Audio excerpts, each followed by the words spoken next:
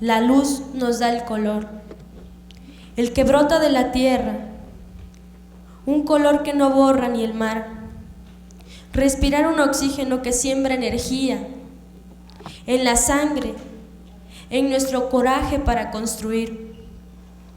Me he preguntado tantas veces, ¿qué es lo primero que hay que hacer? Si respirar y tener vida, o primero caminar. La una está atada a la otra. De lo que sí puedo asegurar es que sin vida no se puede caminar. Pero caminar no es una idea, es un ejercicio real de la vida. Entonces, ¿para qué preguntarle a los libros si la respuesta está en los pasos que se dan? El pasado nos ha cubierto de recuerdos, de pasos que otros han dado sin preguntar si primero son las piernas y después el paso que se da. Después de 5 siglos de irracionalidad, de una razón ajena que se impuso a costa de credos, de hincarnos, de someternos a un oscuro razonar. Hoy siento que mi piel palpita, emergida de la tierra, y que ya no es un simple cantar, es un grito de guerra que busca una razón de ser, emanada de la tierra, como un animal que suda, llora y festeja las profundidades. De un incendio que todo busca desaparecer, bibliotecas atiborradas de letras y razonamientos construyen un altar. Se insiste que son sustancia para conseguir un bienestar. Se nos ha estado olvidando el piso que pisamos, la tierra del que brota nuestro soñar, el viento que alisa los cabellos, la tormenta que nos despierta y fortalece nuestro caminar. Se nos ha olvidado que somos el mundo, montaña y mar, que hasta de las profundidades de la tierra surge un elixir básico tan trascendental como un buen mezcal. Escuchar las campanas al vuelo lo hemos comprendido como el inicio de un festejo, sin saber que primero son los oídos que permiten gozar su replicar. Imaginar el cielo y el infierno, la libertad como la paz, nos hace perder el sentido de la integridad, esa que sentimos en la sangre, como la leche que hemos de mamar. Nos han inventado un mundo y nos han obligado a apropiarnos del mundo como si fuera una cosa de la que uno se puede apropiar. De esa manera nos han hecho olvidar que somos el mundo, de que somos un volcán que no tiene ritmo marcado que defina su eructar, de que somos río que baña, humedece y remoja cultivos que le dan fortaleza al caminar, que somos robles, que somos pinos, que generan el aliento que hemos de respirar, de que somos flores amarillas, rojas y de variados colores, que las semillas se esparcen con los vientos y que en lugares muy lejanos dan paso a su florecer. Nos han construido de las partes, han despedazado nuestro comprender, y con este empeño sobre nuestros hombros hemos perdido el sentido de la totalidad. Todos dependemos de todo, y todos dependen de todos.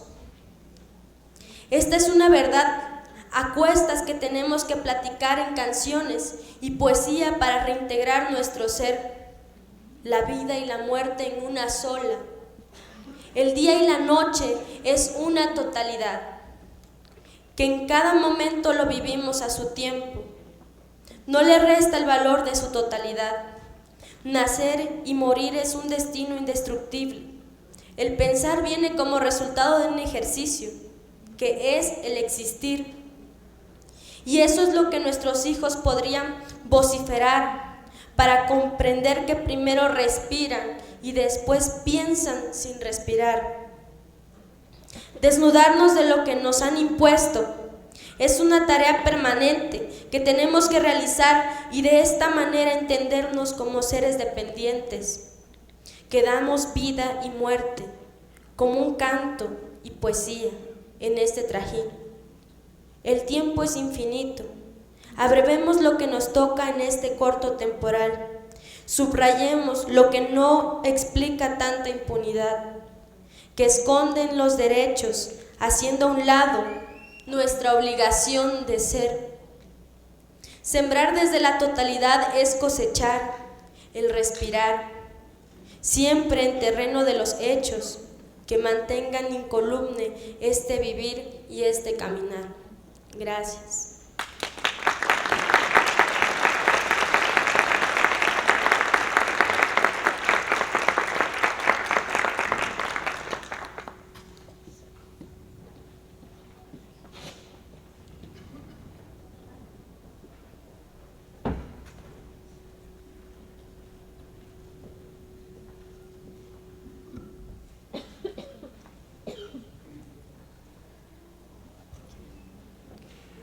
I want to thank Jaime Martinez Luna very much for these wonderful words, and Mariana Alejandra Salazar Cruz as well.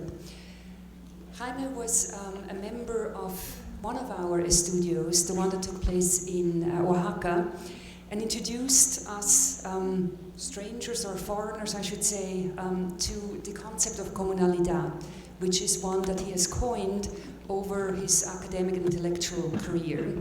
It's a proposal for identifying indigenous people beyond linguistics, and it refers to the type of communal living that is characteristic of indigenous communities, highlighting their lifestyle over their achievement scope. Comunalita, or communality, designates the individual will of being community, and it is distinguished by the cyclic repetition, daily and mandatory, of this will through the participation in activities of work, power, party, and the relation with the land. Martinez Luna has led organizations in defense of natural resources of the Sierra de Oaxaca and the best use of such reserves by the communities. He recently has published the book Comunalita, or Communality and Development, and another book called Gualatai. So I just want to thank him very much for offering us these words. We are continuing with a panel now, which is entitled States of Exception and Practices of the Everyday, where we're looking at the consequences that might arise when approaches as well as terms get reversed, when the exceptional becomes the normal and the normal the exceptional, when the everyday becomes criminalized and the exceptional becomes ordinary, when occupation happens through radical art-shifting shifts in understanding of legitimacy, impunity, learning and teaching. We have a distinguished panel with us who will first present short presentations and then a discussion with you. And it gives me pleasure to introduce the moderator, Naomi Rincon Galardo, who will soon be joined by the panelists themselves. Naomi, just a few words about her biography, and you have more details in your programs. Graduated from the Escuela Nacional Las Esmeralda and has a master in education, culture and language. She also studied at Goldsmiths in London. Her recent work investigates the creation of counterworlds in national recent history and collective process as a stage of contradictions. She understands research as a fictional process, and her work integrates music, theatrical games, humor, and unprofessionalization.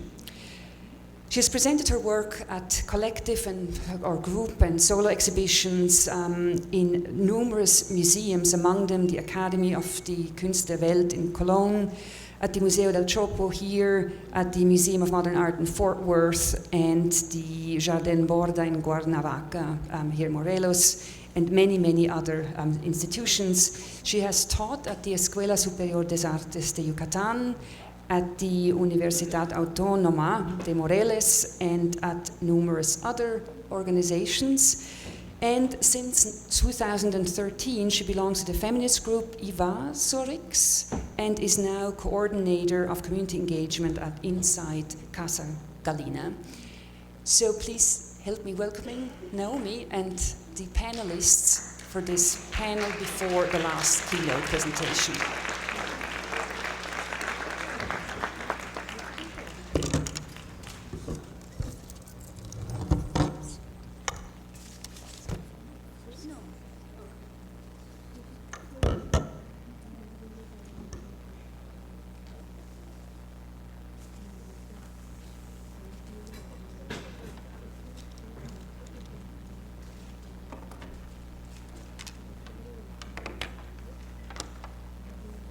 Muy buenas tardes, gracias por estar aquí.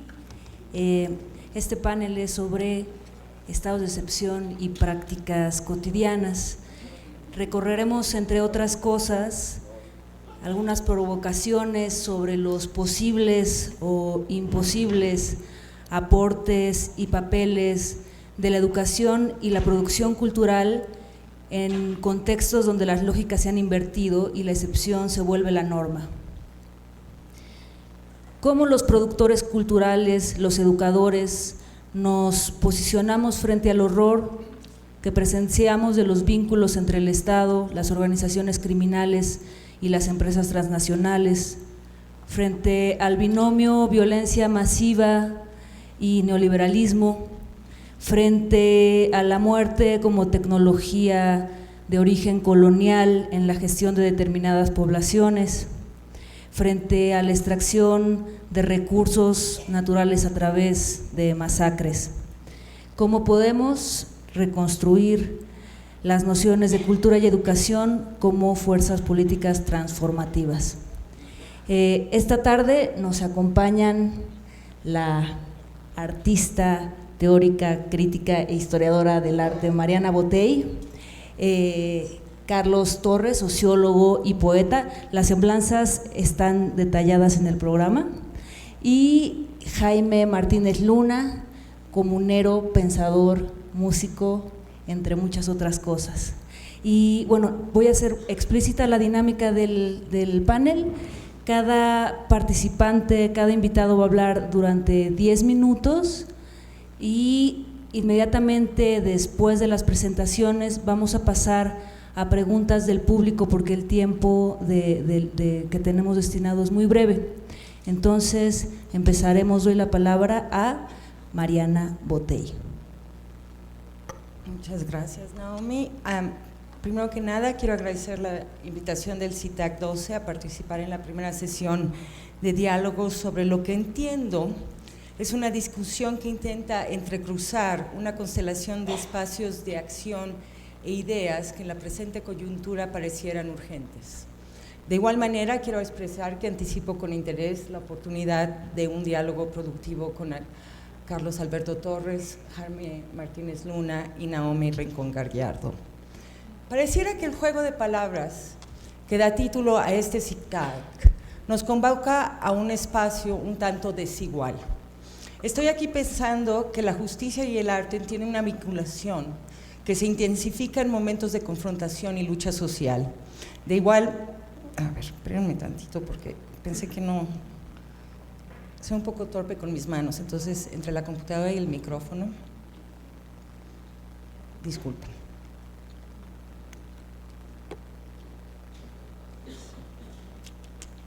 Una disculpa.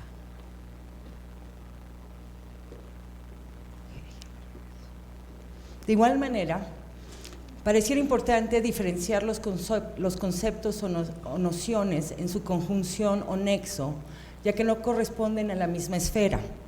Que el arte sea justo o no lo sea, es un criterio que no es fundamental para su circulación y de ninguna manera es una demanda o criterio intrínseco a su función o definición. En ocasiones el arte es convocado a hablar de la justicia. En ocasiones el arte es llevado ante la justicia, curiosamente y de manera… El arte es convocado a hablar de la justicia y en ocasiones el arte es llevado ante la justicia. Curiosamente, y a manera de crear un primer estreñimiento en la cúpula de estos dos conceptos, valdría revisar el archivo histórico específico a la historia del arte para situarnos en la perspectiva de que en la mayoría de estos casos, cuando el arte es llamado a comparecer ante la justicia, es para ser juzgado ante un tribunal por obscenidad, por corromper la moral pública o por subversivo y revolucionario. Estoy pensando de manera específica en los casos históricos en los que, por ejemplo, el caso de obscenidad contra Flaubert por la novela de Madame Bovary, el caso contra el poeta Oscar Wilde por su homosexualidad, el caso posterior en el que la escenificación de Salomé, la obra de teatro de Oscar Wilde, creó una situación de acusar y perseguir ciertas formas diferenciadas y subversivas de sexualidad. Y de manera un poco más específica al tiempo contemporáneo y desde Latinoamérica, estoy pensando aquí en el caso de los compañeros peruanos que durante la guerra del senderismo fueron acusados de subversión. Lo que quiero crear aquí es una suerte de extrañamiento. No voy a poder leer porque no puedo controlar las dos cosas al mismo tiempo, el cursor de la... Entonces voy a tratar de recopilar, discúlpeme lo que escribí. Lo que estoy pensando aquí es que de alguna manera estamos generando un acoplamiento de los dos conceptos que, claro, son muy importantes y en muchas ocasiones de emergencia histórica se acoplan, pero en ocasiones la diferenciación específica que existe entre lo que entendemos como justicia en su adecuación con un orden normativo y legal pone de hecho al arte en una condición de transgresión radical contra las formas de ser que están permitidas y no están permitidas. Esto es una noción porque me importa, yo soy historiadora del arte y me siento un poco preocupada de llamar a un espacio en una situación concreta en México donde tenemos una emergencia real y donde creo que lo más urgente e importante es llamar a la demanda social de que haya justicia específica para los padres y los estudiantes en Ayotzinapa. Entonces yo, como historiadora del arte, como teórica del arte y como crítico de arte y también como artista, me pregunto exactamente ese llamado a tomar el podio, a decir la verdad y hablar de la justicia desde el espacio del arte. Me parece que es necesario revisarlo en su distinto registro o su distinta intensidad, ¿no? Creo que críticamente vamos a ser más efectivos y más eficaces si entendemos que son campos separados, que no necesariamente la justicia como función histórica, como función social y como función política, corresponde a la práctica artística, que en ocasiones en su relación específica con la noción de la justicia, lo que empuja es la ley. Es decir, hay una diferencia que yo creo que es muy importante entre nociones de orden jurídico y de cambios y transformaciones jurídicas y el concepto grande de justicia, que es la demanda que es en este momento urgente ante una escalada de violencia y efectivamente, como es el tema de este panel, la normativización del estado de violencia y destrucción social que esta implica en el orden político. Creo que es muy importante que pensemos que las categorías se traslapan y se pueden articular, pero si entendemos que las esferas de la estética, las esferas de la educación, la esfera de la política y la esfera de la justicia como concepto de como concepto total, ¿sí?, tienen una adecuación que tiene que ser entendida como una serie de mediaciones. Creo que es pertinente por el tema de hoy y por las presentaciones que estuvieron primero, traer a colación que alguna vez el filósofo francés Jacques Derrida, estando de hecho en los territorios palestinos, hizo la observación que la justicia como el amor no son términos que podemos deconstruir, son términos que llaman una otredad radical que está afuera. El arte, de otra manera, yo lo entiendo como un espacio inmanente de secularización. La justicia fuera, sobre todo cuando se rompe el término del orden legal, se rompe el término del orden del contrato social y genera la cantidad de emergencia y violencia que tenemos en México, en Estados Unidos y en múltiples territorios. es en cierto sentido un espacio que tiene que ver con la teología, es un espacio que tiene que ver con la intervención de un más allá, que ante el colapso absoluto del sistema requiere la intervención de una especie de conciencia colectiva, pero que sí está puesta en un espacio de intervención trascendente. A mí los problemas de la trascendencia me preocupan. Yo tengo una relación crítica con las nociones religiosas, pero sí creo que el campo jurídico y el campo teológico están relacionados, y me importa como marcar que el encuentro histórico específico a la historia del arte, de la justicia con el arte, tiene que ver más bien con la persecución del arte en términos legales, precisamente porque ocupa un espacio de excepción en relación a qué formas de ser y de existir pueden ser autorizadas o no autorizadas por el poder.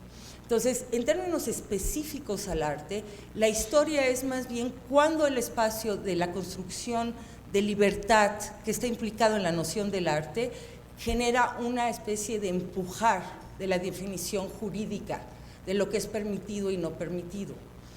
De ahí a que nosotros tengamos la capacidad de llamar a la justicia desde el arte, me parece que es un poco exceder la función del artista, ya que elementos que tienen que ver con la organización total, social como tal, los elementos de orden político, los elementos de orden incluso militar, ¿sí?, son en exceso a la esfera real de lo que un artista puede hacer. En este sentido, yo sé que hay una necesidad real de tratar de encontrar un horizonte utópico o un horizonte de llamamiento a la justicia desde el arte, y por supuesto el arte tiene una función en términos de educación y mediación de subjetividades y de precisamente transgredir espacios o atacar al poder o tener una especie de podium para la verdad, pero que a mí sí me importaría marcar que en el contexto del arte contemporáneo y en el contexto de un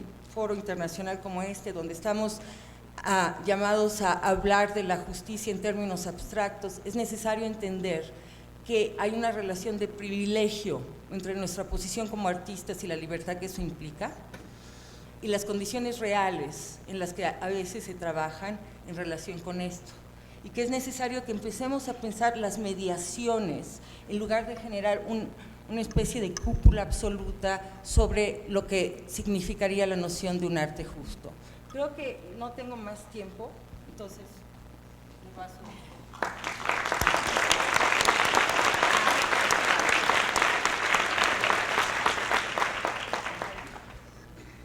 Bueno, yo espero que CITAC no se arrepienta de haberme invitado y que los compañeros me han acompañado esta tarde. Miren, me revuelve mucho todo esto. Realmente yo creo que las categorías de justicia, arte, cultura, democracia ya son obsoletas.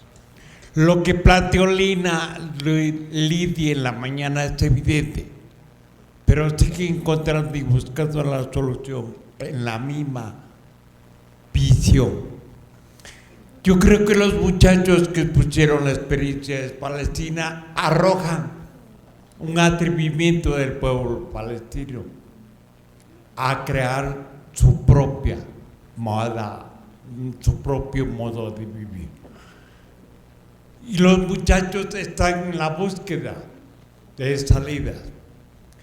Pero yo quisiera llamar la atención a todos a centrar el problema epistemológico, dirían los académicos.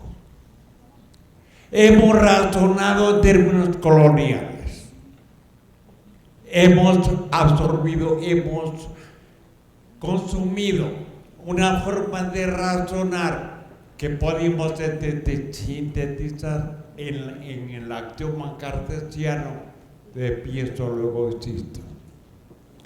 Yo siento que eso pensar para luego existir es la gran mentira que nos envuelve a todos. Es decir, nos hemos olvidado de nosotros.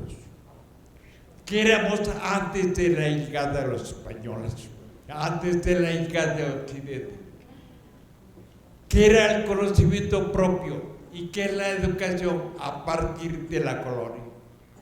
Había que preguntarse muchas cosas, pero seguimos razonando en función de esa lógica de verbo, lógica de concepto, lógica que nos lleva a la utilización de un idioma ajeno. Estamos hablando en español y estamos hablando en inglés, idiomas que no son de este continente para empezar. Sin embargo, creo que estamos en la antesala de proponer un nuevo lenguaje. Si lo que hemos visto que tenemos como resultado a partir de la colonia, a partir de la conquista, de la invasión, de la imposición de este raciocinio, es la individualidad. Tenemos que eliminar la individualidad en todo nuestro razonar. ¿Para qué? Para buscar en nosotros mismos la respuesta. ¿Cuál es esa? Para nosotros en Oaxaca es comunalidad. ¿Por qué comunalidad? Porque es la explicación real de la solución de los conflictos concretos. No hablamos de libertad, no hablamos de democracia, no hablamos de justicia, hablamos de acuerdo, hablamos de integralidad, hablamos de existencia, hablamos de comunalidad incluso, pero no de democracia. Hablamos de concreciones, no de abstracción. Comunalidad en este sentido en Oaxaca se ha convertido en este momento en la línea troncal que persigue el magisterio oaxaqueño en todo el estado. ¿De dónde sale comunalidad? De la vida concreta de las comunidades, de nuestra práctica política propia, que no se basa en derecho, que es una invención de ese razonamiento que se nos impone con la colonia. Entonces, en ese sentido, yo apelo al razonamiento colectivo y propongo tres cosas, tres fundamentos que extraemos de la vida cotidiana de los pueblos. Primero, el respeto, que significa entender que el otro eres tú, que tú eres la referencia de lo otro y de los otros. Segundo, que el trabajo es una categoría que tenemos que recuperar. No es solamente la generación de valor, es el movimiento mismo de la existencia de los seres vivos. Es decir, el trabajo te da todo lo que tienes y que es movimiento real. Tercero, la reciprocidad, que contradice totalmente a la carnalidad, el poder de la propiedad y del mercado que se establece con la imposición colonial. En este sentido, reciprocidad es la construcción horizontal de base que emana de la práctica cotidiana. Por lo tanto, se vincula existencialmente a la defensa del territorio, a la defensa del ser, pero no de la diferencia entre el ser y el estar, porque este binario es precisamente la negación de lo que somos realmente. El ser y estar es una sola cosa, el arte y la ciencia es una sola cosa, sí, el sujeto es una sola cosa. Pensar desde esos conceptos separados es seguirnos separando y dándole o buscando la explicación en ese mismo lenguaje.